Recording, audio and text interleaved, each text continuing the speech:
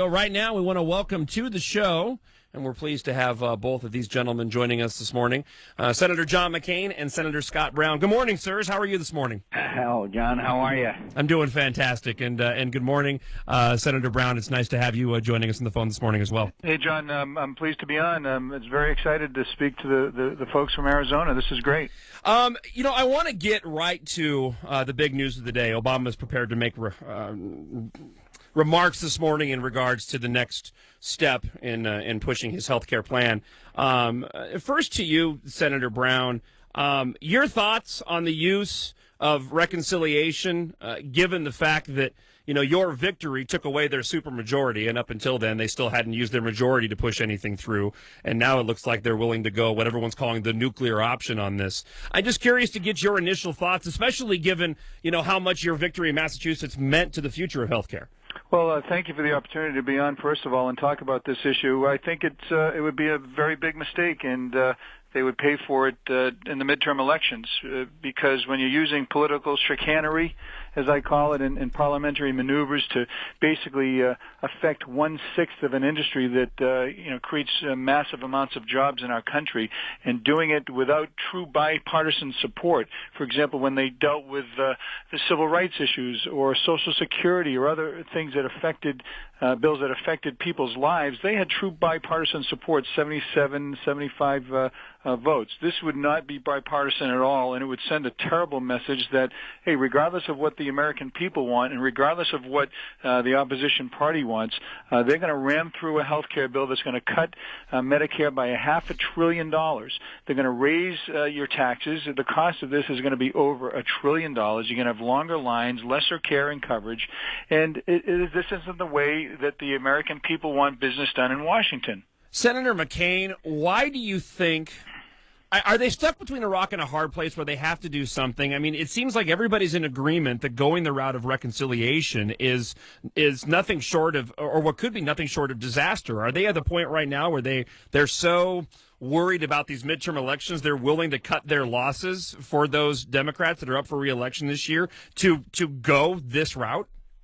First of all, I think could I say that Senator Brown expressed exactly, I think, the situation. But I think they're between a rock and a hard place. I think they think that if they get nothing, then they've wasted a year, and they think that if they get something, then they will pass it, that people will forget how they did it. I don't think the American people are that oblivious. I think the American people, as Scott just said, do not want this kind of process when you're talking about 1/6 of the gross national product. Could I mention that Scott and I are going to be in Tucson? We're going to be going to the USC U of A game, and then we're going to be doing some other stuff, including being over at the Manning House at 4 on Saturday afternoon. And everybody, I know nobody wants to come see me, but they might want to see Scott. Senator Brown, in regards to, well, let me go this route first. You took quite a bit, and I want to get this over to healthcare, but you did take quite a bit of criticism for your support of the jobs bill. Do you think that was warranted? And why did you support that bill? Well, first of all, I think people, before they start criticizing, they should try to read the bill or get information regarding it, because it was. I don't look at it as a jobs bill. I look at it as a tax-cutting bill, a tax bill. I'm sorry, because you're looking at small businesses who can basically accelerate and depreciate purchases up to $800,000. For example, you have a construction company, a computer company, and you've been holding off for years, buying that new piece of equipment. You can do so and take that depreciation right away, number one. Number two, there was some highway funds in there, which I know Arizona is going to benefit greatly through Senator McCain's leadership on. And there was some other provisions in there with bonding and other types of things. And when I was elected, I said, I'm going to look at each bill, whether it's a Democrat or Republican bill, and look at it on its face and on its merits. And the fact that I voted first, I was the first one in the chamber and set the tone and said, you know what, it's not perfect. I would have liked to have had more across-the-board tax cuts, but it's a good first step. And we need to get Washington working again for the people of not only Massachusetts, but Arizona and the rest of the country. So I'm hopeful that this bipartisan effort will come back today when I file my amendment for a payroll tax reduction that'll put between $600 and $1,000 in people's pockets from the unused or unallocated stimulus funds. We'll see if the bipartisanship goes both ways. Senator McCain, would you like to add anything to that as well? No, except that, look, I believe that Senator Scott Brown is in tune with the people of Massachusetts. That's why he just won an overwhelming victory, and I think he's going to represent them in an outstanding fashion.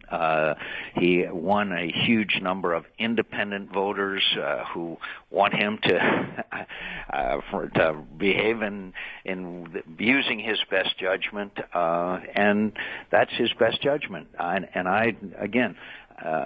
the way, I'm proud that Senator Brown has now been named to the Senate Armed Services Committee with his military background and service in the Guard, both enlisted and officer. I'm very pleased at that. But one thing I'm confident of, that there'll be times when Scott and I may have a disagreement on a specific issue, but I could not be more proud of the campaign he ran and his service to the country. And I think that we will disagree from time to time, and we're pretty boring up here anyway. But if we agreed on every issue, we would be really boring. Senator McCain, I want to ask you something in regards to a statement that was made that really stuck out to me by Senator Jon Kyl at the Lincoln Day dinner, and that was before he introduced you for your keynote speech. He made a comment that there were few individuals that were serving our country right now in Congress who were able to reach out across and appeal to independence the way that you can. You've taken and you know this. You've taken a lot of heat from conservatives, especially in Pima County. A lot of individuals will label you as progressive. Do you think that that's a fair assessment from individuals, or do you think that it's been a misrepresentation because you've reached across and the aisle on occasion and tried to go out and seek independence? Oh, obviously, people of Arizona want us to work together and get things done. They want us to preserve our principles. Look, the people of Pima County and people of Arizona want to know who's going to be effective for them in the state of Arizona. We have 17% real unemployment. 48% of the homes are, quote, underwater. In other words, less than the payments that they are making. They want jobs. They want the economy fixed. They want jobs in the economy. And I'm proud to work every single day here in Washington on behalf of them and their economy to bring us out of the most difficult situation that we are in. I have stood up for the surge when everybody said it would doom my political career. I have stood up for the things that I believe in, and I'm proud of my record. But most importantly, I will continue to work night and day to get our economy back on its feet and provide jobs and economic conditions that the people of Arizona deserve. Hey, John, can I add something to absolutely. Not Senator McCain, but John. Bottom line is, I consider Senator McCain a personal friend and an American hero, and with all due respect, he was one of the earliest supporters of me when no one else thought I had a chance. And he didn't ask me to come out to Arizona to help him. I called him and asked if I could help him, because what I've recognized as someone who's not from Arizona is that when you take tough votes and you don't tote the party line, you're gonna upset people. Not only people who from your own party, but all the special interest groups and others that want to have their say over what you do. And one thing that I've always respected long before I came into this building is the fact that you in Arizona have a man who is selfless when it comes to serving his state and his country. And his independence, the so-called maverick streak that we've all known to respect, is just that. He's like me in some respects, that people don't know how I'm going to vote until I look at the bill and analyze it on its merits. And yes, I'm going to upset my party. I'm going to upset some people that may have supported me. But bottom line is, our job right now during this critical time is to make sure that people of Massachusetts and Arizona and the rest of the country get to work. And it's about jobs, and to be sidetracked by the healthcare debate that's really taking away from the main mission, which is job creation and job retention in our country. I think is unfortunate. And I'm honored, and I'm saying this with all due respect to your listeners, to have Senator McCain as my mentor, not only in Arizona but on the Armed Services Committee. John, could I just mention one other thing real quick? The president sent over his letter with 4 things. One of them, was what I brought to his attention about the carve-out for 800,000 people in Florida on Medicare Advantage program. Today I'm going to go to the floor. But it wasn't just one in this sleazy, unsavory sausage making. There's a whole long list. There's Nebraska, there's Massachusetts, there's Louisiana.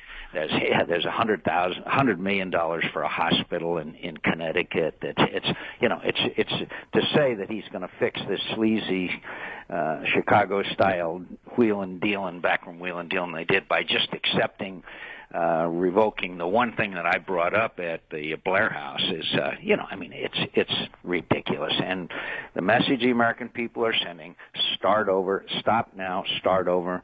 And I'm very proud to have been really in the thick of the fight for the last year that we've been trying to beat this back. I'm very worried about the process that they're going to use. I am very worried about them overriding the overwhelming majority of the American people.